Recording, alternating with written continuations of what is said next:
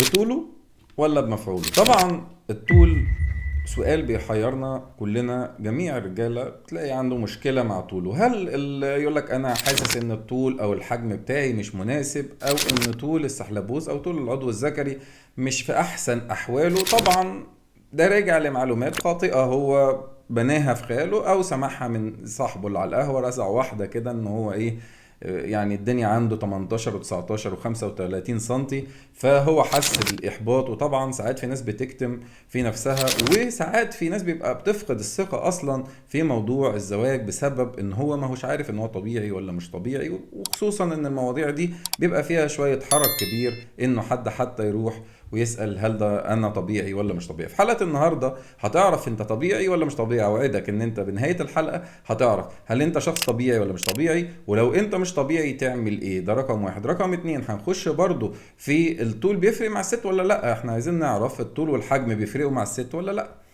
مش ده السبب الاساسي، ولا انت مثلا كنت هتعمل الطول عشان تصطاد بيه مثلا؟ اكيد لا، انت عايز تعرف هي بتبقى مبسوطة بانهي طول وبانهي حجم. ده رقم اتنين. ورقم تلاتة كمان هيكون معانا، هل انت اللي عنده عضو قصير يعني اقل من الطبيعي هل بيطول مع الوقت ولا لا، وايه السن اللي في ممكن العضو فيه يطول. فحلقة النهاردة حلقة مهمة جدا، نتمنى منكم كلكم ان انتم تشاركونا. وهرد برضو على بعض الاستفسارات اللي جات لنا في الحلقات السابقة، في سؤال او سؤالين او 3 اسئلة بالكتير، وهرد عليكم فيها. فاتمنوا ان انتوا تكملوا الحلقة للاخر وتقولوا لنا رأيكم ان شاء الله، واستفدت من الحلقة ولا لا. الطول الطبيعي كام؟ ده سؤال مهم ولازم تبقى عارفه. فكك بقى من الافلام الاباحيه اللي حضرتك كنت بتشوفها، وفكك من الصور اللي انت كنت بتشوفها، لان احنا اتفقنا ان كل ده مونتاج. واحد يقول لي لا ده مش مونتاج، وهيعمل نفسه ان هو كان المخرج بتاع الفيلم الاباحي، وان هو اللي مقيس السايز بتاع الاعضاء الذكريه بتاعه الممثلين. هقول لحضرتك ببساطه شديده ان الممثل بيكون ده شغله. ده رقم واحد. رقم اتنين، ان هو الانتصاب الدايم والكلام ده كله هو بياخد حقن وبياخد حاجات منشطات عشان يعمل المشاهد دي، بلس ان المشاهد دي مكررة. تلاتة، انت مش كل الحلقة بتشوفه شغال بس، هو في الحلقات بعض الحلقات انت بتشوف في شوت بتقطع، وبعد كده بتشوف الست وهي بتتأثر والكلام الهجص ده كله، عشان حضرتك تمسك صابونتك الجميلة وتخش الحمام عندك تخلص مشاكلك العاطفية وترجع تاني تعبان ومنهك ومش عارف تعمل ايه في حياتك. المهم، الطول الطبيعي كام يا جماعة؟ الطبيعي من 12 ل 16 سنتي. يبقى تاني، ده الطول الطبيعي، والشائع من 12 ل 16 سنتي. واحد يقول لي ما انت قلت قبل كده في بعض المنصات ان هو من 8 سم. اقول لك يا حبيبي ده من على الورق، يعني من 8 لغايه ال 12 على الورق ده كويس، لكن من 12 من 8 ل 11، لكن من 12 ل 16 ده الطبيعي. اقل من كده سنتي ما يفرقش، اكتر من كده سنتي ما نزعلش. لكن المشكله اللي هتكون حقيقيه اللي هو من 8 ل 9، هو كافي للست هنعرف ده، مش كافي برضه هنعرف ده. لكن اقل من ال 8 سم ده بيبقى اسمه المايكرو او العضو الذكري المايكرو. طب مايكرو ليه؟ لانه ده مشكله بتكون موجوده عنده، وطبعا ما ينفعش يتجوز لو انت عضوك الذكري اقل من 8 سم. واسف يا صديقي لو بقول لك كده، لكن انا وعدتك بالمصارحه عشان تعرف انت فين وتعمل ايه، وبدل ما تتجوز وتظلم حد معاك. ف8 اقل من 8 سم. واحد هيقول لي شايع الكلام ده ولا مش شايع؟ اقول لك ده مش شائع، ولكن انت عندك مشكله واقل من 8 سم تتوجه لدكتور ذكوره وجراحه عشان يشوف مشكلتك ايه ويقدر يحل لك موضوع الطول ده، يزودك 2 3 سم ولا حاجه او 2 سم، فتبقى دخلت في منطقه الطبيعي. فده بيكون مشكله في النقطه دي. هنخش بعد كده على نقطه تانية مهمه جدا، اللي اقل من الطبيعي. واحد يقول لي يعني ايه اقل من الطبيعي؟ يعني مثلا بنتكلم في هو حاسس انه عنده 10 سم 11 سم، ومش حاسس ان عنده عضو من اللي هم يعني الهمام الشداد دول يعني. فبيحس طبعا بفقد. هل دي مشكلة؟ يعني النفسية بتبقى متأثرة طبعا، نفسية الراجل بتكون متأثرة، نفسه طبعا يبقى محنكش ومبنكش، وحاجة طبعا يفخر بيها النخيل. لكن انت حظك طلع ان هو عادي ولا مش عادي؟ عادي، تتجوز عادي وامورك طيبة والزوجة هتستمتع ولا مش هتستمتع. هنعرف دلوقتي حالا الست ما بيفرقش معاها الطول والحجم قوي.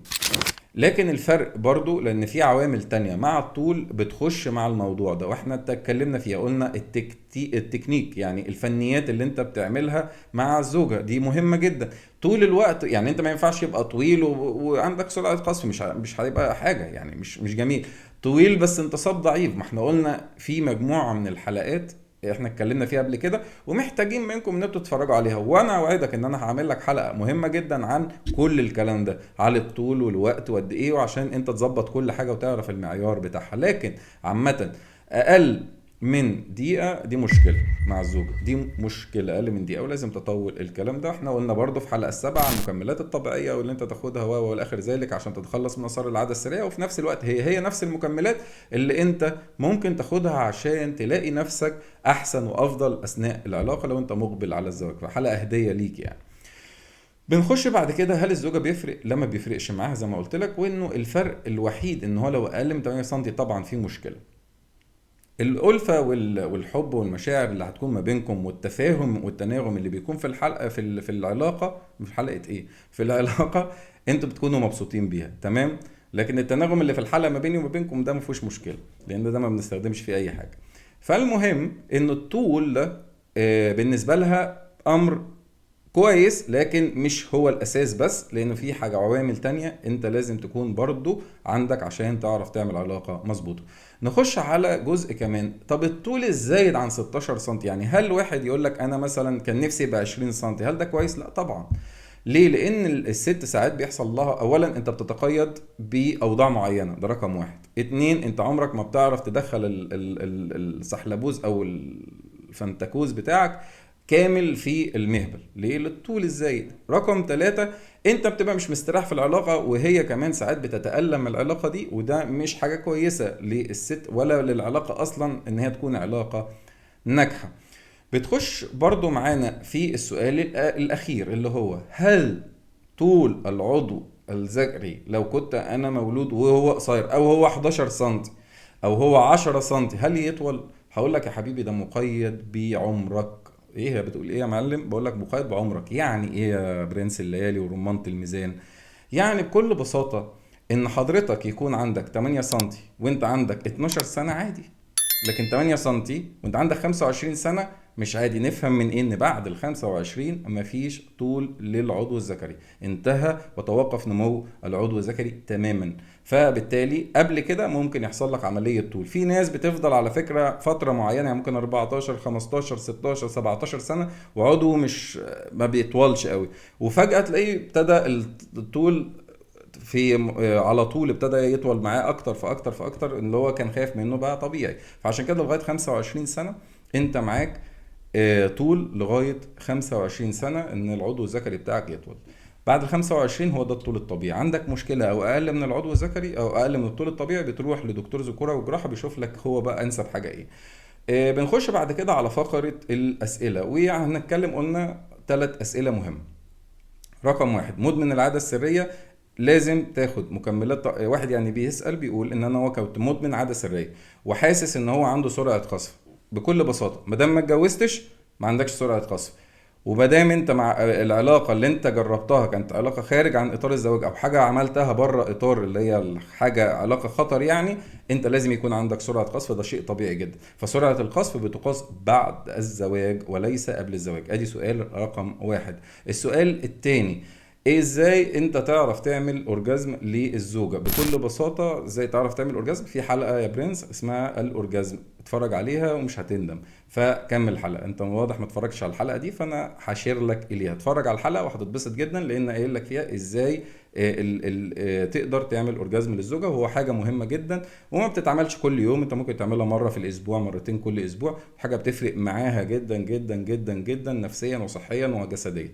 وفي فرق، احنا قلنا ما بين الكامنج العادي والاورجازم في فرق شاسع ما بينهم يعني، لكن والتكنيك كمان. خلاص، بنخش على السؤال الثالث والاخير اللي هو ايه بقى؟ الحجم تقيسه ازاي؟ بزورتك الجميله تمسك كده اهو بالظبط، تمام، وتقيس يا معلم من اول العانه لغايه اخر الطول. وبعد ما تقيس تزود من عندك 2 سم. ليه؟ بيكونوا مستخبيين جوه. طبعا التخين، الشخص السمين يعني انا اسف، والرفيع بيفرق. مع الرفيع بيكون بارز على طول، لكن التخين بيكون فيه مدفون جوه كمان اكتر شويه، فبالتالي انت تقدر تزود النقط دي. بشكركم شكرا جزيلا. ما تنسوناش في الكومنتس بتاعتكم، انا بحبكم، بتمنى لكم كل الخير والنجاح. بحاول اقدم لكم المحتوى بطريقه كوميديه ساخره بس فيها معلومة مهمة وتهمك، وفيها نوعا ما حفاظ على الطابع بتاعنا العربي والشرقي، عشان ما يبقاش في اي لفظ جارح للي بيتفرج عليا، سواء كان شباب او سواء كان بنات. الهدف هو التوعية، الهدف هو انت. فخلي بالك على نفسك تملي، وحافظ على صحتك. اشوفكم معانا ان شاء الله في الحلقة القادمة.